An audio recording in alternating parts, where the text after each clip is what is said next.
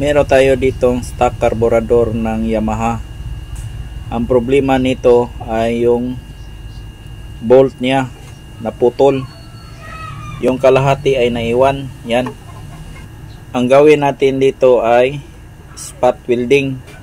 Ang diskarte natin dito ay lagyan ng nut, ganitong nut. Yan, lagay natin dito, tapos spot welding sa loob para magdugtong yung nut at saka yung naiwan na bolt, kalahating naiwan na bolt. Yan, ito lang kailangan natin, nut at saka spot welding dito para matanggal ito. Ganito po ang kanyang setup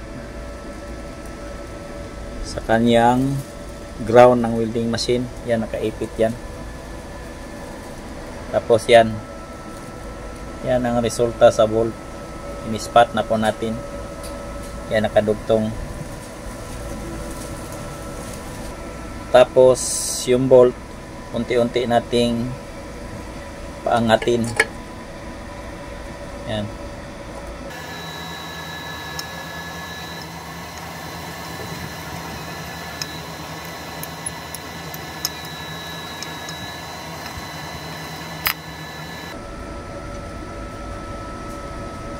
Yan.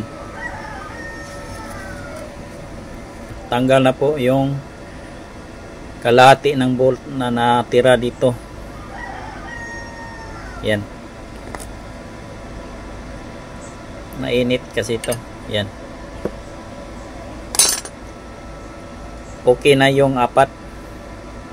At pwede na tong ibalik natin sa dati na anyo. Linis lang kulang nito, tapos goods na. Yan, tanggal na po yung kalahati ng bolt.